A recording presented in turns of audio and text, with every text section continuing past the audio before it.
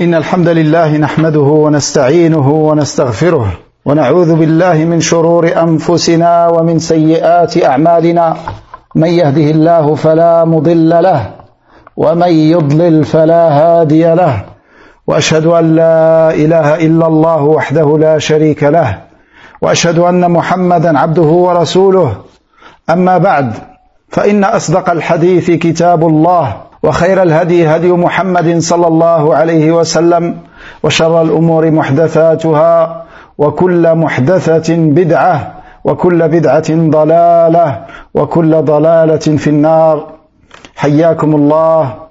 Aujourd'hui, le lundi 3 Rajab 1442 de l'Hégire, correspondant au 15 février 2021, nous nous retrouvons par la grâce d'Allah subhanahu wa ta'ala dans cette soirée afin d'entamer un nouveau cours sur un autre sujet, un sujet d'une grande importance chez Ahl Sunnah wal Jama'a en particulier et chez les gens de l'islam de manière générale. Le sujet concerne al-akhlaq, la bonne moralité et la bonne éthique et le bon comportement. Al-khuluq, en arabe, on dit al-khuluqu wal-khalqu. Comme a dit Al-Hafid ibn Hajar dans Fath al-Bari, que ces deux sont des synonymes à la base. Mais al-khalqu a été utilisé plus dans la description de l'apparence de l'homme. Et le khuluq a été utilisé pour décrire les moralités et le comportement de la personne. Al-Qurtubi également dans Al-Mufhim a dit que le bon comportement, al-akhlaq, il a parlé du comportement de manière générale dans son explication de l'authentique de l'imam Muslim qui s'appelle Al-Mufhim. Il a dit que le comportement de manière générale,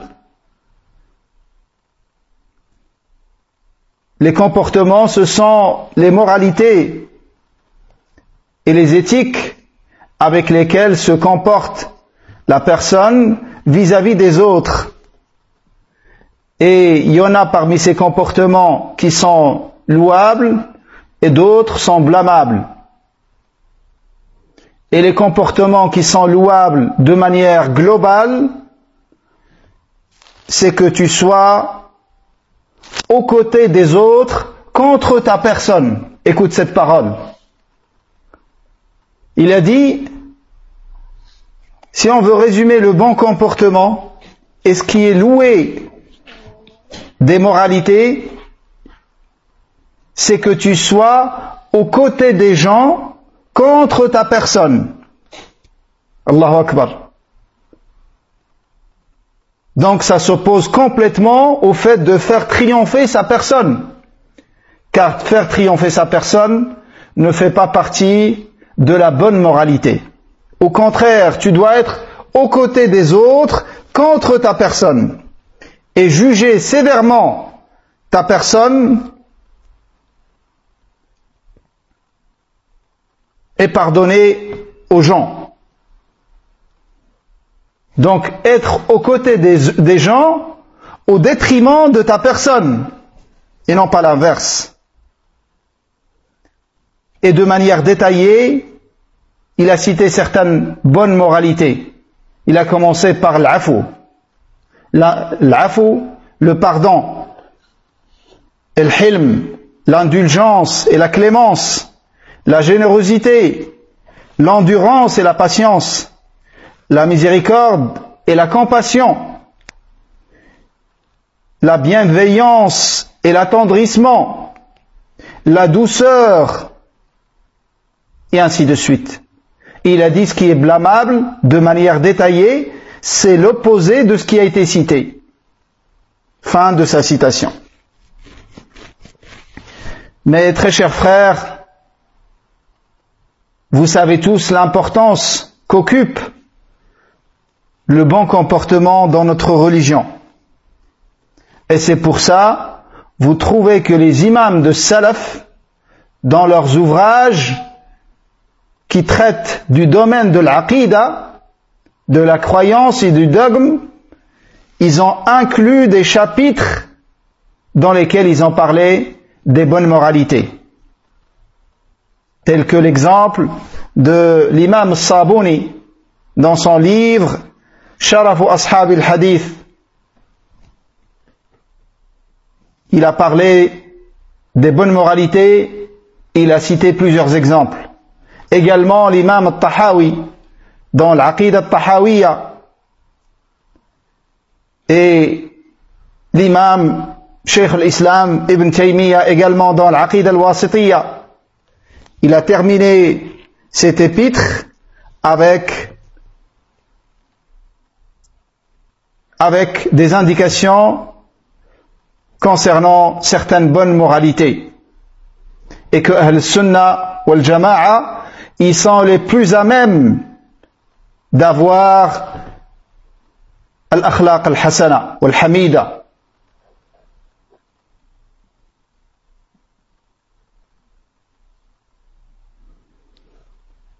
Et comment ça peut ne pas être le cas alors qu'Allah subhanahu wa ta'ala a décrit son prophète sallallahu alayhi wa sallam qui est notre modèle et exemple à tous. Il l'a décrit en disant wa innaka la'ala khuluqin 'azim. Certes, t'es d'une moralité éminente, d'une moralité très noble. Alayhi salatu wassalam. Et en arabe, quand on explique ce verset, il y a énormément de détails qui montrent le rang extrêmement élevé de notre prophète alayhi salatu wassalam, et également l'importance du bon comportement dans notre religion. Car Allah Azza wa Jal, je vous cite une seule indication.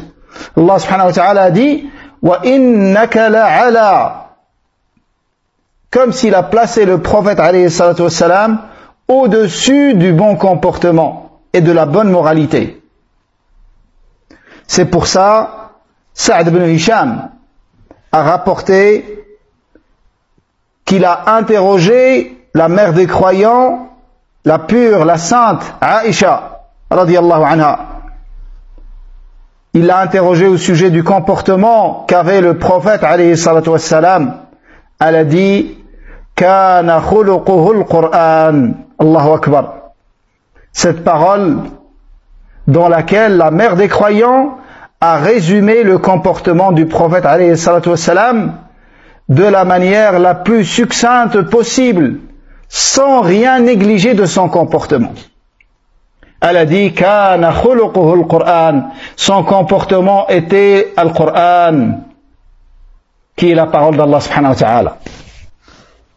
Et Sa'd ibn Hisham, quand il a entendu cette réponse, bien évidemment, elle montre la profondeur de la compréhension de la mère des croyants, Aïcha radiyallahu anha. Parce que cette parole, elle l'a pas entendue du prophète alayhi salatu wassalam. C'est une déduction d'elle. Et ça montre la profondeur de sa compréhension, radiyallahu anha. Et bien évidemment, c'est la plus grande faqiha de cette umma, Aïcha, la mère des croyants. Et c'était une référence pour les compagnons, radiyallahu anhum, surtout dans les affaires de notre prophète, alayhi salatu wassalam, chez lui. Je disais que Sa'd ibn Hisham, qui est un tabi'i, celui qui a interrogé la mère des croyants, quand il a entendu d'elle cette réponse, qu'est-ce qu'il a dit? Il a dit laqad hamamtu an aqula an aquma wa la as'ala shay'a, comme ça a été rapporté dans le Musnad de l'imam Ahmad. Tellement cette réponse était suffisante et éloquente, comme s'il a voulu ne plus poser de questions. C'est-à-dire que cette réponse lui a été suffisante. Et comme s'il a pensé ne plus lui poser de questions. Parce que cette réponse est tellement éloquente et tellement suffisante, elle a englobé toute chose. Son comportement était le Coran. Toutes les bonnes moralités auxquelles appelle le Coran, tu les vois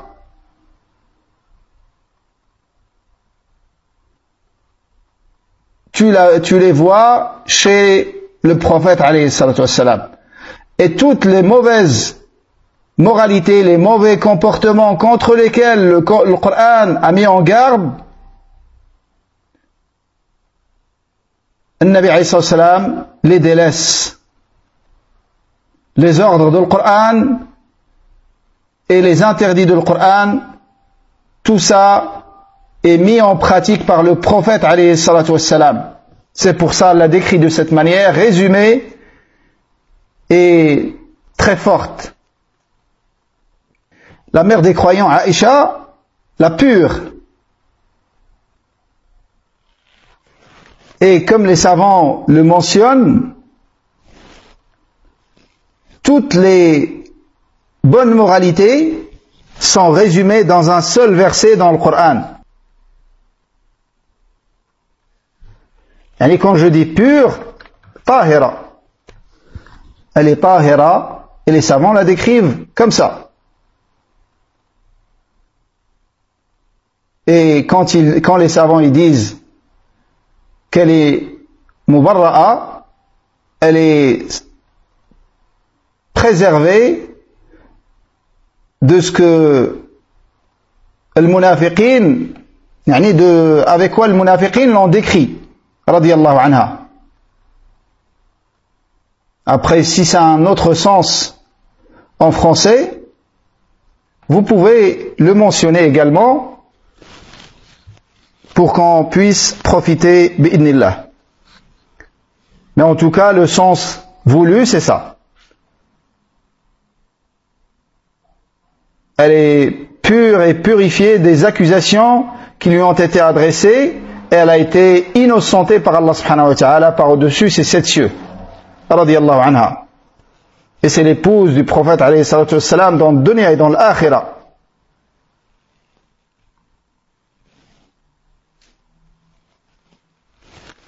Et c'est parmi les grands alliés d'Allah subhanahu wa ta'ala. La mère des croyants, Aïcha radiyallahu anha, car elle est au paradis au même degré que le prophète alayhi salatu wassalam. Elle sera avec lui au même degré, radiyallahu anha, car elle est son épouse dans le paradis. Taïb. Je disais que le comportement est englobé dans un verset du Coran, dans lequel Allah subhanahu wa ta'ala dit « Khudhil afwa wa'mur bil 'urfi wa a'rid 'anil jahilin » Recherche la conciliation, ordonne le convenable et évite les ignorants. Ce verset a englobé toutes les bonnes moralités. Car si tu mets en pratique ce verset, tu vas entretenir les liens avec celui qui les a coupés avec toi. Et tu vas donner à celui qui t'a privé. Et tu vas pardonner à celui qui t'a fait une injustice. Et ce verset qui s'adresse à notre prophète bien-aimé alayhi salatu wassalam dans un premier temps et à toute sa communauté par la suite, dans ce verset Allah oriente son messager et lui enseigne les fondements du bon comportement qui sont le pardon et la recherche de la conciliation vis-à-vis des gens et d'accepter leurs excuses. Quand quelqu'un s'excuse, accepte son excuse. Ça fait partie de ces bonnes moralités dans ce verset. Et de pardonner à celui qui t'a fait du mal et d'être souple, le plus souple et le plus doux possible avec les gens, sans tomber dans un interdit, sans transgresser les limites d'Allah subhanahu wa ta'ala, et ne pas fouiller derrière les gens et faire des recherches sur leur vie privée et de se contenter d'eux, de ce qu'ils montrent dans leur apparence. Mes frères, le bon comportement dans notre religion a atteint un degré tellement élevé que la bonne action du bon comportement est la bonne action la plus lourde dans la balance. Comme le Nabi alayhi salam nous a dit dans un hadith rapporté par l'imam Abi Daoud, authentifié par l'imam del hadith de cette époque, l'imam al-Albani, le prophète alayhi salam a dit: Ma min shay'in athqala fi mizan al-mu'mini yawm al-qiyamah min husn al-khuluq. Allahu akbar. Il n'y a pas une chose qui est plus lourde dans la balance du croyant le jour de la résurrection plus que le bon comportement. Il n'y a rien de plus lourd que le bon comportement dans la balance du croyant. Allahu Akbar. Et également le bon comportement, c'est l'adoration qui fait entrer le plus de gens, qui est la cause de l'entrée la cause d'entrée au paradis. Parmi les plus grandes causes de l'entrée au paradis, le bon comportement. Car le Nabi alayhi salam a dit dans un hadith rapporté par l'imam Tirmidhi, authentifié par Cheikh al-Albani, quand il a été interrogé qu'est-ce qui fait entrer au paradis, il a dit taqwallah wa husnul khuluq, la crainte d'Allah ou la piété et le bon comportement. Également le bon comportement,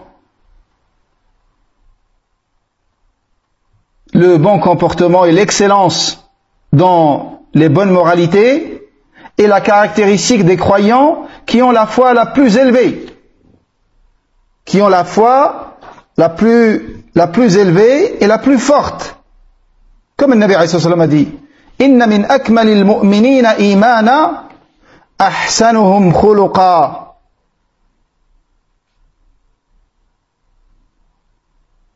Bonne question, la réponse viendra bi'idnillah. Donc, le Nabi alayhi salam a dit: Inna min akmalil mu'minina imana. Parmi les croyants qui auront la foi la plus parfaite et la plus complète, ceux qui auront le comportement, le meilleur des comportements. Le meilleur des comportements.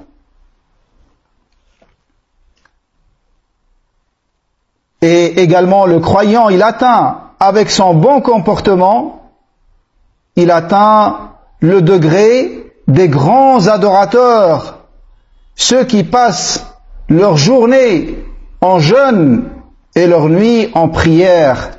Le Nabi alayhi salam a dit: Inna al-mu'mina la yudriku bi husni khuluqihi darajat as-sa'im al-qa'im. Le croyant, il atteint avec son bon comportement le degré du jeûneur et du prieur la nuit. Celui qui prie qiyam al-layl, la prière nocturne. Et le Nabi alayhi salam a annoncé cette bonne nouvelle à celui qui parfait son comportement et qui va avec son comportement vers l'excellence. Il lui a annoncé le degré le plus élevé dans le paradis. Il a dit: Ana za'imun bi baytin fi rabadil jannah liman taraka al-mira'a wa in kana muhiqqa. Celui qui délaisse la polémique et les débats et les querelles, combien même il a raison, celui-là, le prophète alayhi salatu wassalam lui a annoncé une maison dans le bas du paradis. Et au milieu du paradis pour celui qui délaisse le mensonge, même quand il rigole. Et il a annoncé le degré le plus élevé du paradis à celui dont le comportement est bon. Ce hadith a été authentifié par le Cheikh al-Albani dans Silsila Sahiha également. Donc, Le Nabi alayhi salam a cité 3 choses dans ce hadith. Délaisser les querelles et les disputes et les polémiques, et délaisser le mensonge de manière absolue, et avoir un bon comportement. Et le degré le plus élevé, c'est pour celui qui a un bon comportement. Et celui qui a le bon comportement également, il sera parmi les gens les plus proches du prophète alayhi salatu wassalam le jour du jugement dernier. Inna min ahabbikum ilayya wa aqrabikum minni majlisan yawm al-qiyamah ahasinukum akhlaqa. Allahu Akbar. Le Nabi alayhi sallam dit, parmi ceux qui sont les plus aimés à mon cœur et qui seront les plus proches de moi dans le paradis, ceux qui ont les meilleurs des comportements et des moralités. Authentifié également par Cheikh Al-Albani. Sachez, avant d'entamer ce livre, que parmi les plus grands bienfaits et les plus grandes grâces avec lesquelles Allah subhanahu wa ta'ala comble son serviteur, c'est de lui donner un bon comportement. Le Nabi alayhi salatu wassalam a dit, Inna an-nasa lam yu'taw shay'an khayran min khuluqin hasan. Il a dit, jamais on a donné aux gens quelque chose meilleur que le bon comportement. Authentifié par Cheikh Al-Albani rahimahullah, rapporté par Tabarani. Et les hadiths au sujet du comportement et du bon comportement sont extrêmement nombreux. Comment ils peuvent ne pas être nombreux alors quand on connaît le statut du bon comportement? Le bon comportement est de 3 catégories. D'abord, le bon comportement est de 2 catégories par rapport à la façon dont on l'obtient. Il y a un bon comportement qui est inné, un pur don d'Allah subhanahu wa ta'ala. Le serviteur n'a rien fait pour l'acquérir. Allah l'a créé avec ce bon comportement. Et ça, vous le trouvez chez certaines personnes. Elles sont généreuses, comme ils disent, de nature, c'est-à-dire la nature sur laquelle Allah les a créées. Ils n'ont pas fait d'efforts pour être généreuses. Et ainsi de suite parmi les autres comportements. Et la deuxième catégorie du comportement, c'est le comportement acquis. Le comportement acquis. Tu fais des efforts et tu te forces à avoir le bon comportement et à t'éloigner du mauvais. Et la deuxième catégorie, comme bien même elle est récompensée comme la récompense du combat dans le sentier d'Allah, car tu fais des efforts contre ton nafs afin de la porter à adopter les bonnes moralités, à s'éloigner des mauvaises. Malgré cela, la première catégorie reste meilleure. Et c'est un don d'Allah subhanahu wa ta'ala. Donc celui à qui Allah n'a pas donné un bon comportement, qu'il cherche à l'acquérir et qu'il demande à Allah l'aide, et parmi les meilleures causes pour avoir le bon comportement, c'est le dua. Dit comme le Nabi alayhi sallam disait, Allahumma hassin khuluqi kama hassanta khalqi. Ou Allah, parfait mon comportement comme t'as parfait ma création. Comme tu m'as créé dans une création parfaite et harmonieuse, aide-moi à avoir le bon comportement. Ça faisait partie de dua qu'avait le prophète alayhi salatu wassalam, qui a été décrit par Allah subhanahu wa ta'ala, comme nous avons vu dans le verset wa innaka la'ala khuluqin azim. T'es moralement très noble. Et malgré ça, il demandait à Allah de lui donner le bon comportement. Le bon comportement est de 3 catégories d'un autre point de vue. Et c'est ça qui répond à la question de notre frère Abdelkarim. Le bon comportement est de 3 catégories, comme dit l'imam Ibn al-Qayyim rahimahullah dans son livre Madarij al-Salikin. Comportement avec Allah subhanahu wa ta'ala, avec le Créateur.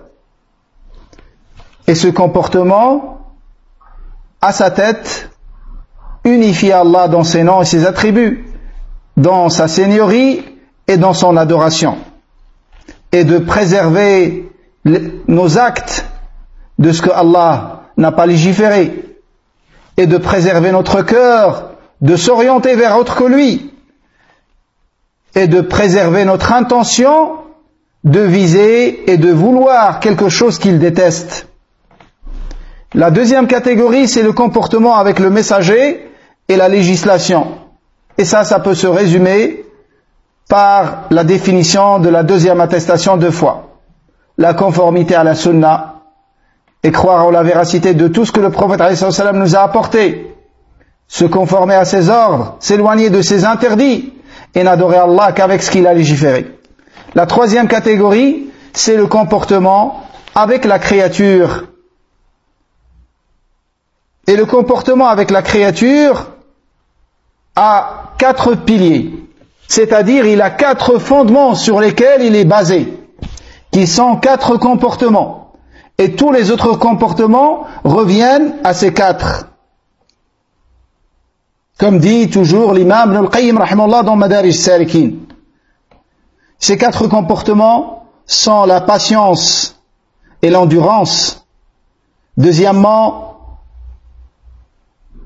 la chasteté et la pudicité et l'abstinence. Ça c'est le deuxième. Le courage et la bravoure, ça c'est le troisième. L'équité et la justice, et ça c'est le quatrième. Donc avec la patience et l'endurance, le serviteur va faire preuve de patience et il va contenir sa rage et cacher sa colère et patienter quand on lui fait du mal, et ne pas faire du mal aux autres. Et avec la chasteté et la pudicité, il va s'éloigner de toutes les mauvaises choses, toutes les choses avilissantes et rabaissantes, que ce soit dans les paroles et dans les actes. Et avec le courage et la bravoure, il va aller vers le devant.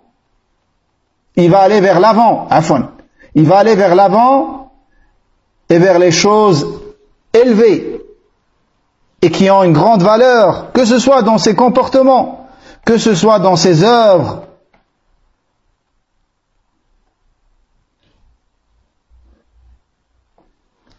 Et avec la justice et l'équité, il suivra le juste milieu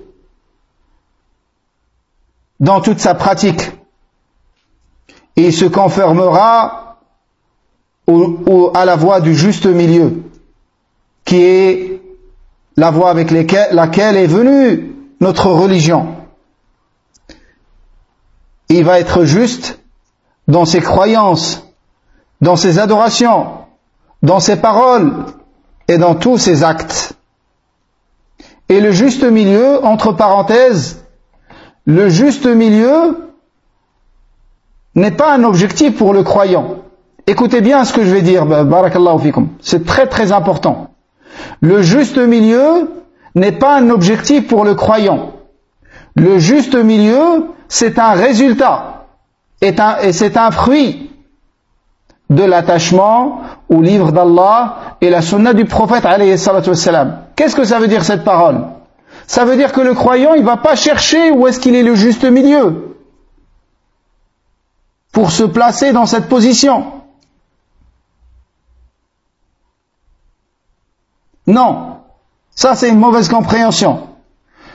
Le juste milieu, c'est un fruit et c'est une conséquence obligatoire de celui qui s'attache au livre d'Allah et la sunna de son prophète alayhi salatu wassalam, avec la compréhension de nos pieux prédécesseurs, à leur tête les compagnons de notre prophète alayhi salatu wassalam, qu'Allah les agrée tous. Donc, ton objectif, c'est pas d'être dans le juste milieu. Ton objectif, c'est de suivre le livre d'Allah et la sunna de son prophète alayhi salatu wassalam avec la bonne compréhension. Et le résultat, c'est que tu vas être dans le juste milieu. Donc le juste milieu, c'est pas prendre un demi-verre de vin et le mélanger avec un demi-verre d'eau. Le juste milieu, c'est pas de voir la sœur qui se couvre totalement, qui couvre tout son corps, l'intégralité de son corps, et de voir une autre musulmane qui ne se couvre pas du tout, qui porte des vêtements, qui montre son aura. Le juste milieu, c'est pas d'être entre les deux et de porter le petit foulard, ou comme ils disent, le petit hijab. Ça, c'est pas le juste milieu. Le juste milieu, c'est que tu te conformes au livre d'Allah et la sunna de son prophète alayhi salatu wassalam avec la compréhension de salaf.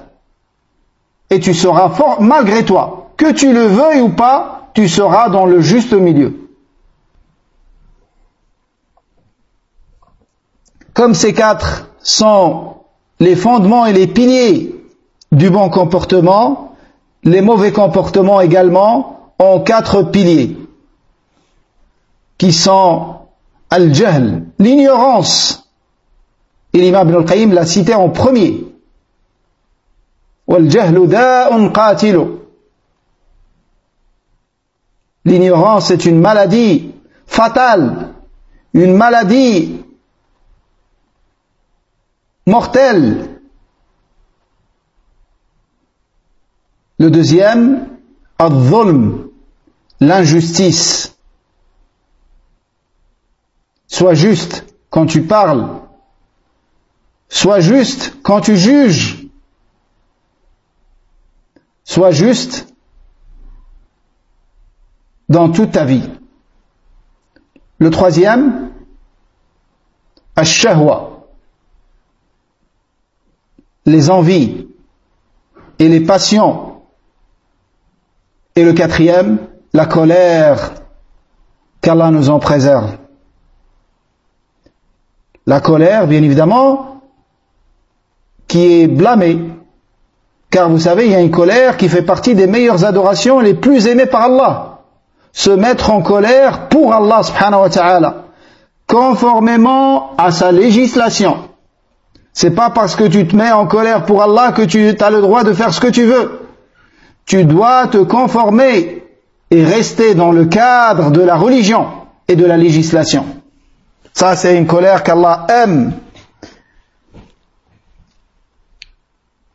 Et à cause de l'ignorance, la personne, elle peut voir ce qui est mauvais et ce qui est mal, elle peut le voir comme un bien.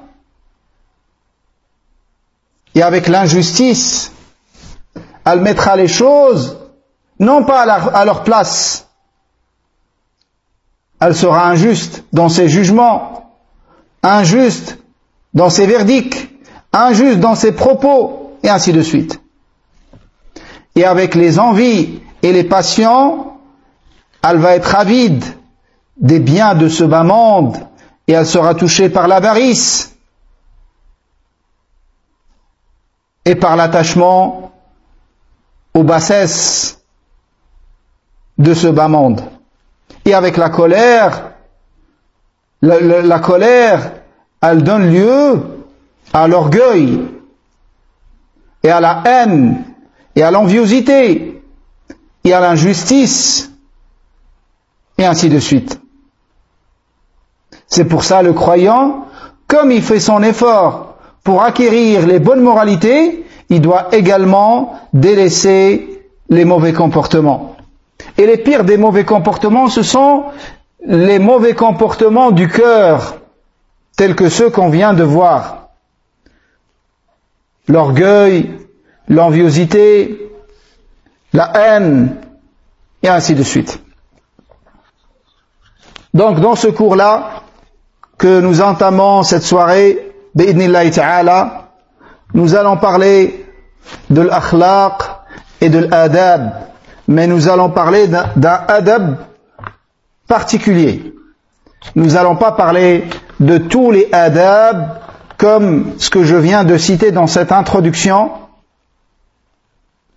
mais nous allons parler d'un adab particulier qui concerne al-ilm, la science.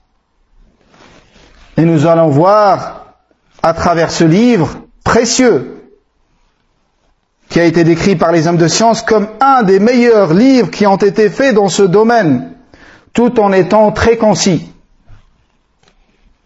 Car l'auteur de ce livre, qui est Ibn Jama'a al-Qadi, qui était le grand juge, Ibn Jama'a al-Kinani al-Shafi'i, c'était un Shafi'i dans son madhab fiqhi, le madhab de jurisprudence qu'il suivait, et le madhab Shafi'i. Et dans le domaine des noms et des attributs d'Allah, il suivait le madhab al-Ash'ari.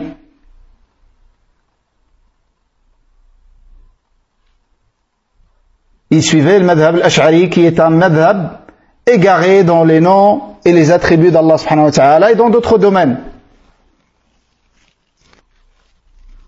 Mais Ibn Jama'a a été décrit comme un homme de science qui ne menait pas une guerre contre ceux qui suivaient la méthodologie de Salaf dans le domaine des noms et des attributs.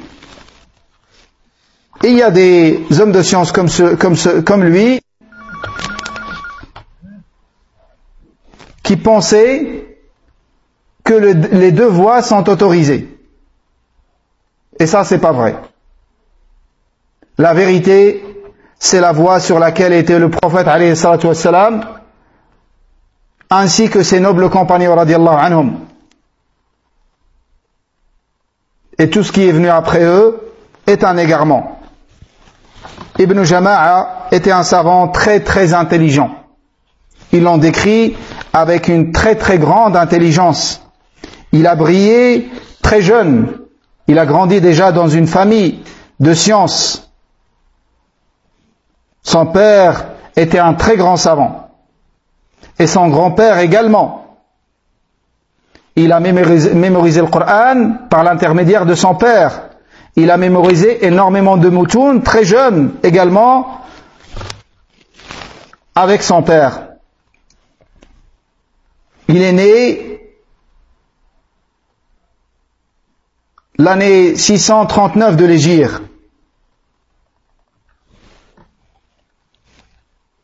Et quand il a commencé à grandir,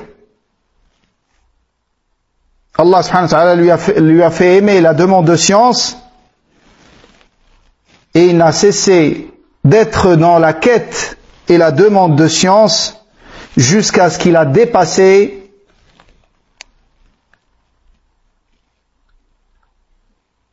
ses compagnons dans la demande. Et il a eu le poste de juge en étant très jeune. Yani il avait moins de 40 ans, il est devenu juge. Et vous savez que juge, c'était une fonction, la fonction la plus élevée. Comme aujourd'hui, le grand mufti.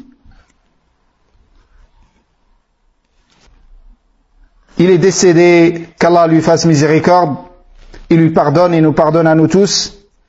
Il est décédé la nuit du lundi 21 Jumad al-Oula de l'année 733 de l'Hégire.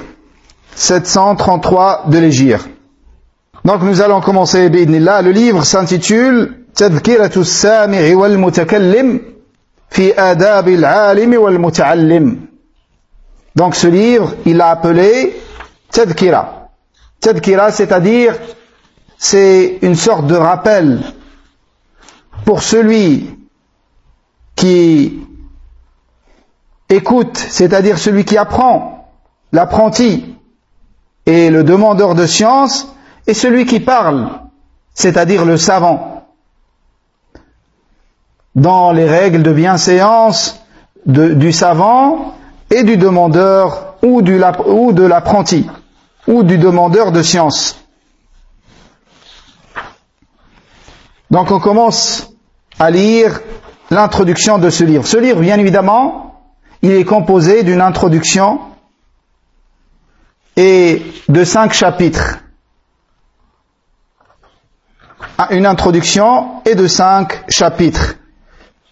Dans le premier chapitre, il a parlé, rahimahullah, du mérite de la science et des hommes de science. Dans le deuxième, il a parlé des bienséances du savant, en lui-même et avec ses étudiants et dans son cours.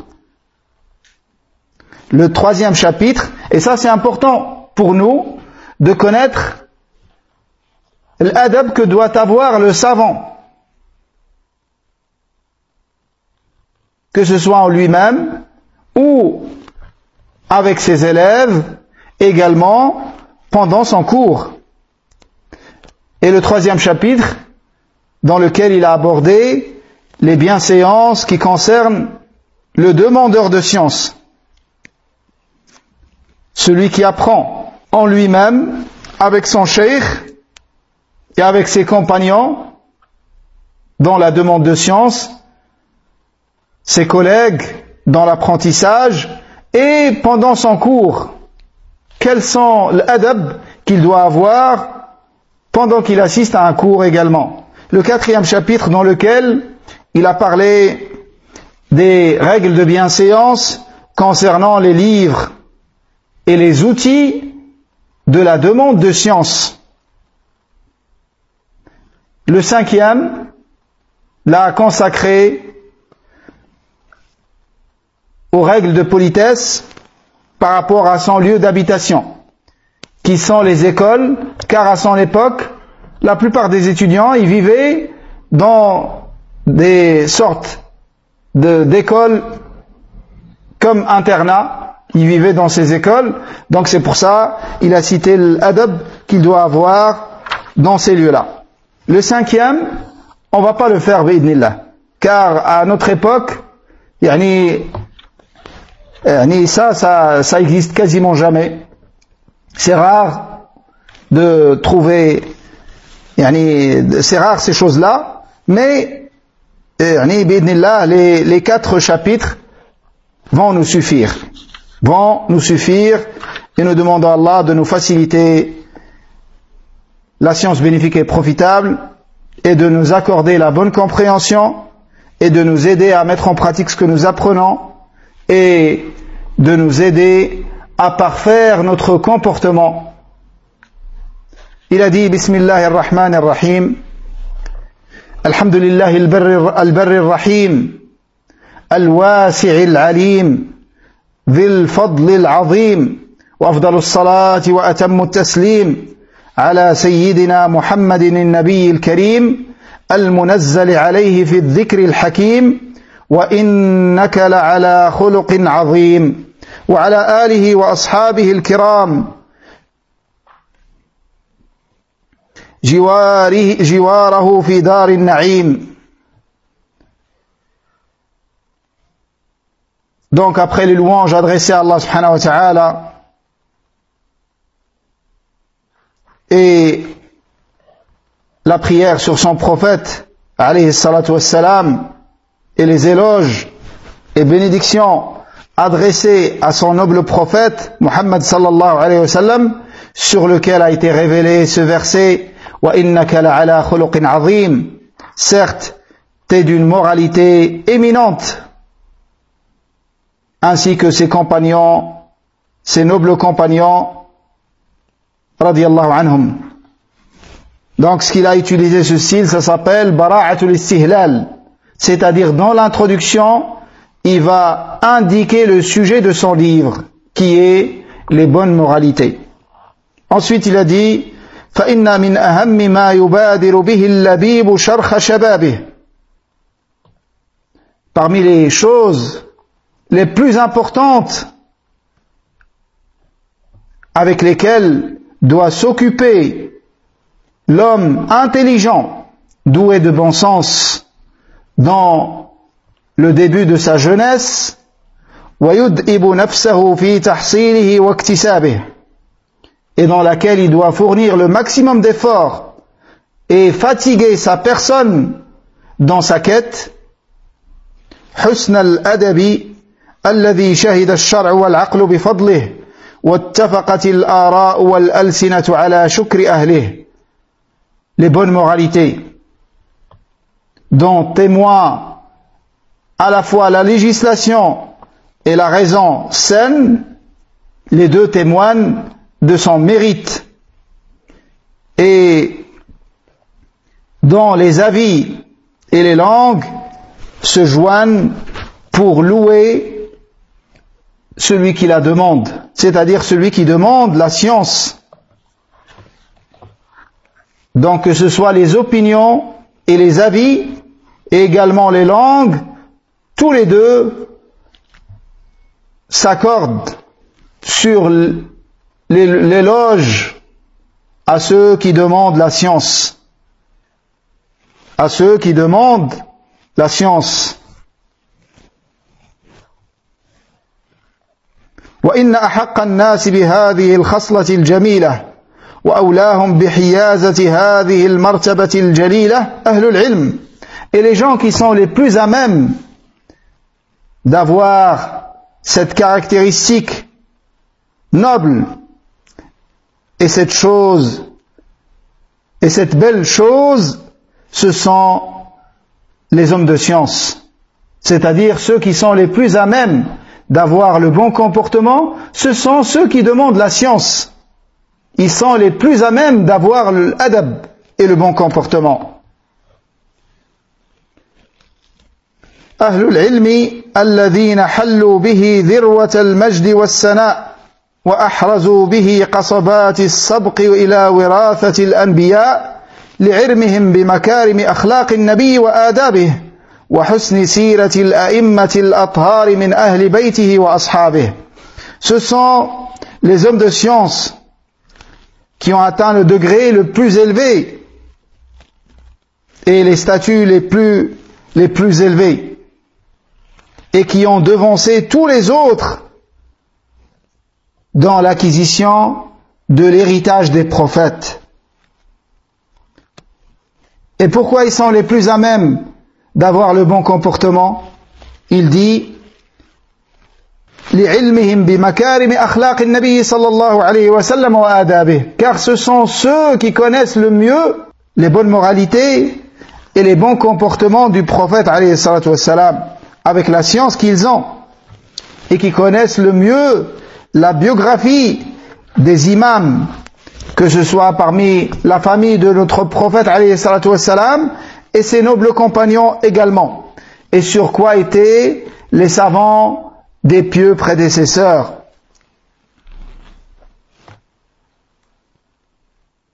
قال ابن سيرين رحمه الله كانوا يتعلمون الهدي كما يتعلمون العلم.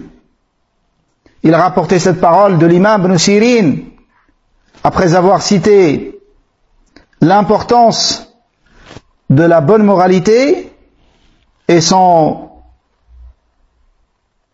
rang très haut, très élevé. Il a commencé par citer certains récits rapportés de nos salafs pour appuyer ce qu'il a avancé d'abord. Il a rapporté tout d'abord la parole d'Ibn Sirin rahimahullah. Il a dit كانوا يتعلمون الهدي كما يتعلمون العلم. Il a dit ils apprenaient la bonne guidée de la même manière qu'ils apprenaient la science. Al-hadi ici, ça peut désigner le comportement et ça peut désigner également la méthodologie générale dans la religion de l'islam. Mais ce qui est voulu ici, c'est le bon comportement.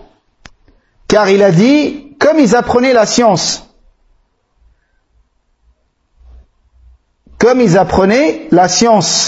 donc ils apprenaient les bonnes moralités de la même manière qu'ils apprenaient la science. Et quand ils disent kanu, ils désignent ces shuyukh parmi les grands tabi'in et parmi les compagnons. Car Ibn Sirin, c'est un tabi'i.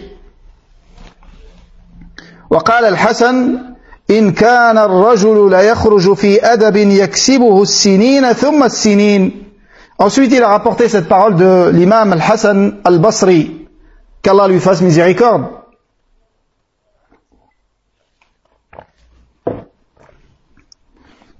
Dans laquelle il dit que l'homme sortait en voyage dans la demande des bonnes moralités, en passant dans ce voyage des années et des années. Donc l'homme, à leur époque, et l'époque qui a précédé l'imam al-Hassan al-Basri, l'époque de Sahaba et des grands tabi'in, l'homme, il pouvait passer plusieurs années dans l'apprentissage de l'adab, avant de commencer à demander la science du hadith. وقال سفيان بن عيينة إن رسول الله صلى الله عليه وسلم هو الميزان الأكبر وعليه تعرض الأشياء على خلقه وسيرته وهديه فما وافقها فهو الحق وما خالفها فهو الباطل. الله أكبر. Une parole en or de l'imam Sufyan ibn Uyayna. Il dit, le messager d'Allah est la grande balance sur laquelle on expose toute chose, sur son comportement, sa biographie, sa guidée.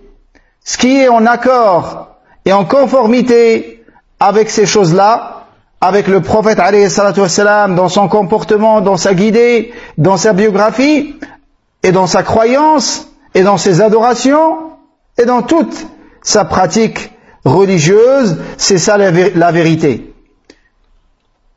Et ce qui est en désaccord, c'est ça le faux. فَهُوَ الْبَاطِلِ. Donc le bon comportement, on prend de cette parole que le bon comportement, c'est le bon comportement qu'avait le prophète alayhi salatu wassalam.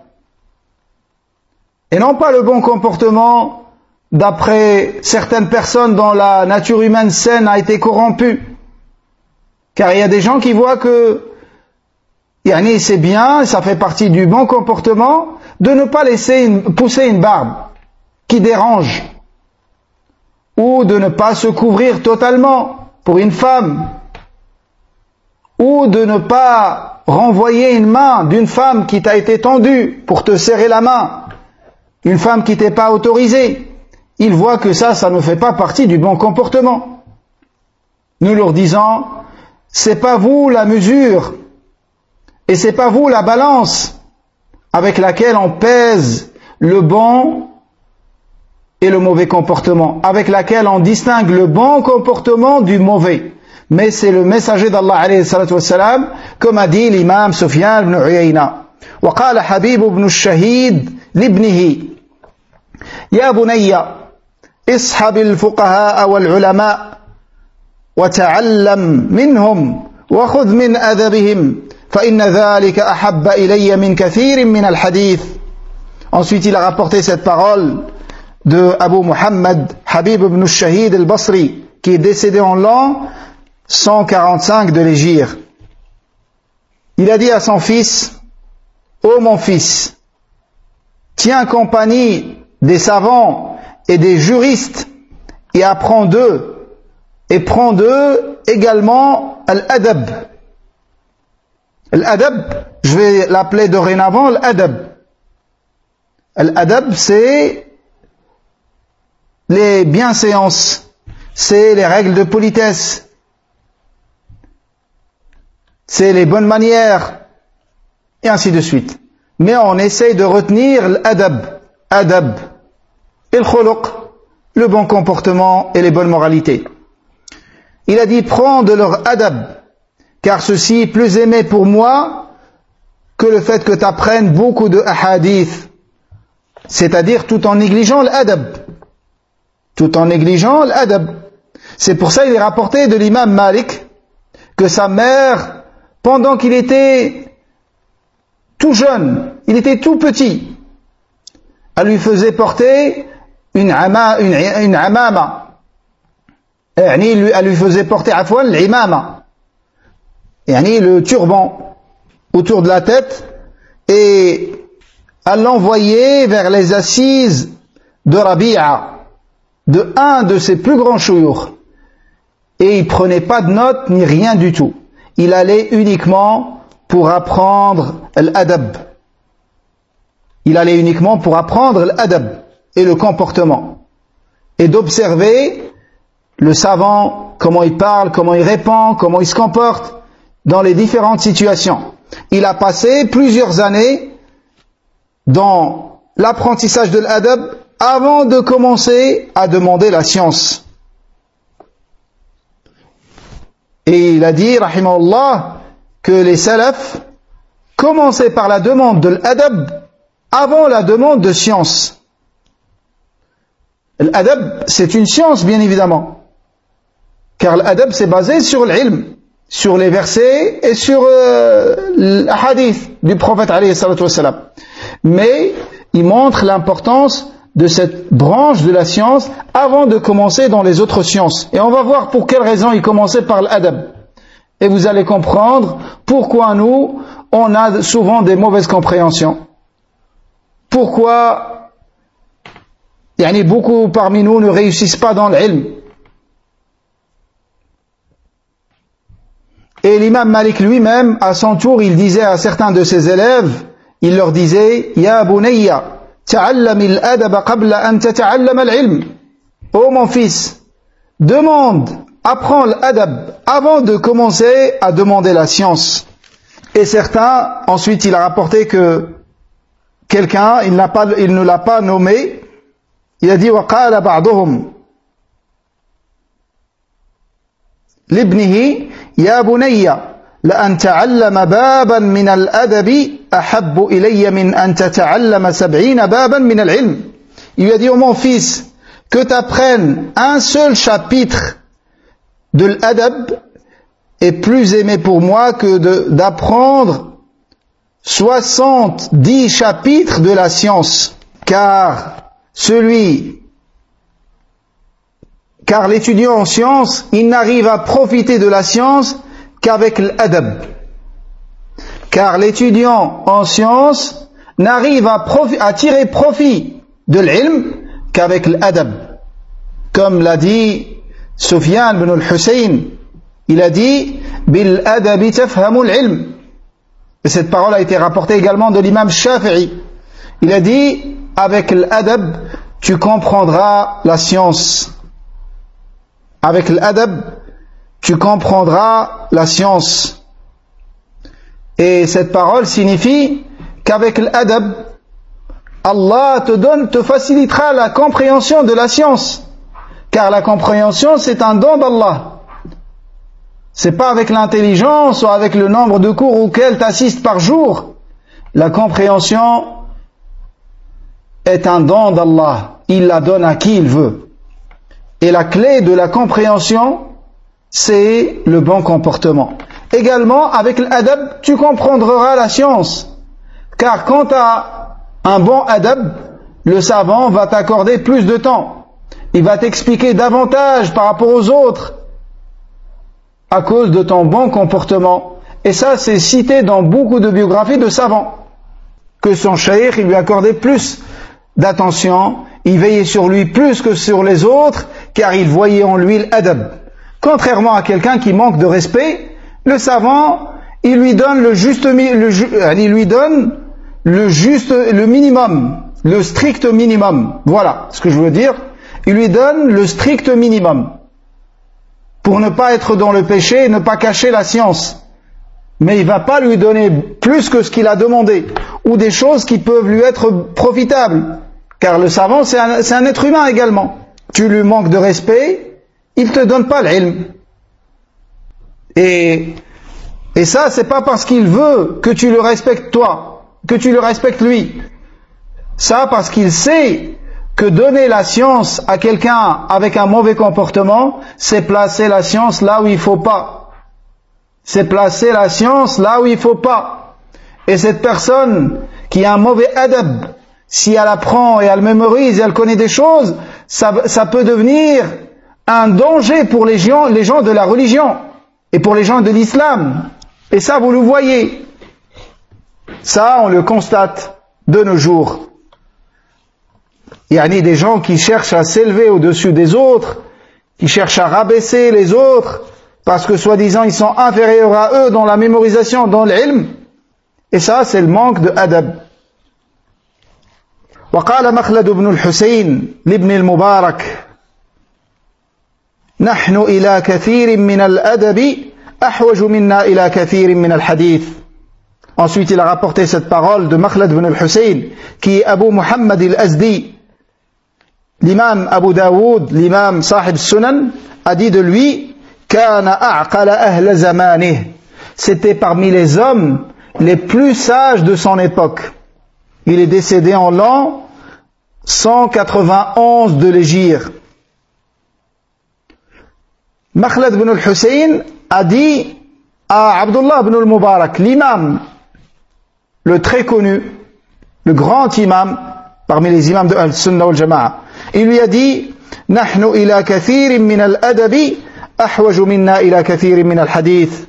Il lui a dit on a plus besoin de beaucoup de adab que notre besoin de beaucoup de hadith. Ça, il le dit par rapport aux gens de son époque. Que dire de l'époque qui est venue après et après jusqu'à notre époque?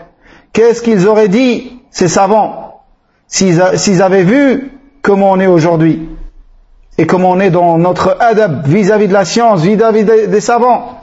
Mais comme j'ai entendu une fois d'un cheikh, quand un élève s'est mal comporté, il a dit l'erreur, elle vient de nous. Parce qu'on ne vous a pas enseigné ce adab.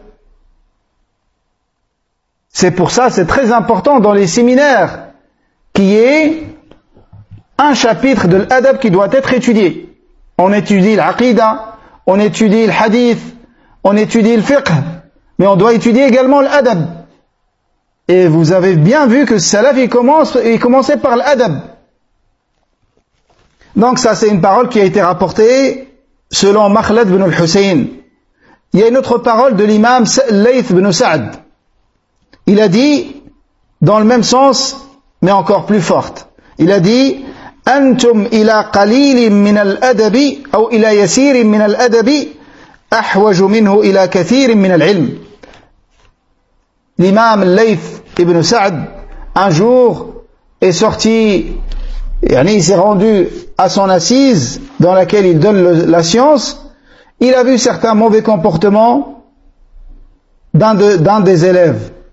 Il leur a dit, vous avez plus besoin de peu de adab que votre besoin de beaucoup de science. Que votre besoin de beaucoup de science. وقيل للشافعي رحمه الله كيف شهوتك للأدب قال أسمع بالحرف منه مما لم أسمعه فتود أعضائي أن لها أسماعا تتنعم به قيل وكيف طلبك له قال طلب المرأة المضلة ولدها وليس لها غيره. Ils ont dit à l'imam Shafi'i, c'est comment ton amour, ton envie de l'adab? Il a dit, j'entends une parole au sujet de l'adab, comme ces paroles qu'on est en train de lire maintenant, des paroles de salaf. Il a dit, j'entends une parole au sujet de l'adab et je souhaite que tous mes membres puissent l'écouter. Et non pas l'écouter uniquement avec mes oreilles, mais je souhaite que si seulement tous mes membres avaient la possibilité d'écouter cette parole et de tirer profit de cette parole. Ils lui ont dit, alors t'es comment dans ta demande de l'adab? Tu le demandes de quelle manière? Il a dit, je le demande, et il leur a cité une parole, je le demande comme la femme qui a égaré son enfant et qui n'a autre que lui. Donc il a cité 3 points. Et ça, c'est le summum dans la demande d'une chose. Une mère qui a perdu son enfant et elle n'a qu'un seul enfant. Vous imaginez comment cette mère va chercher son enfant? Il a dit, je demande l'adab de la même manière que cette femme. Allahu Akbar. Et ça, c'est quelque chose de très important. L'envie, l'amour d'une chose te facilite de la demander et de la comprendre. C'est pour ça, c'est important d'aimer la science et d'aimer la science de l'adab en particulier. Et ça va te booster vers sa demande, comme a dit l'imam Shafi'i ici. Ensuite, Ibn Jama'a rahimahullah a mentionné la raison pour laquelle il a écrit ce livre. Il a dit ولما بلغت رتبة الأدب هذه المزية وكانت مدارك مفصلاته خفية دعاني ما رأيت من احتياج الطلبة إليه وعسر تكرار توقيفهم عليه إما لحياء فيمنعهم الحضور أو لجفاء فيورثهم النفور إلى جمع هذا المختصر مذكرا للعالم ما جعل إليه ومنبها للطالب على ما يتعين عليه وما يشتركان فيه من الأدب وما ينبغي سلوكه في مصاحبة الكتب ثم أدب من يسكن المدارس منتهيا أو طالبا لأنها مساكن طلبة العلم في هذه الأزمنة غالبا. Donc il a cité 3 causes qui l'ont motivé à écrire ce livre concis au sujet de l'adab. La première cause, c'est le rang très élevé de l'adab, comme on l'a vu. La deuxième, c'est que les détails de l'adab ne sont pas accessibles à tout le monde, surtout ceux qui débutent dans la science. Et la troisième cause, il a vu le grand besoin chez les étudiants d'apprendre l'adab.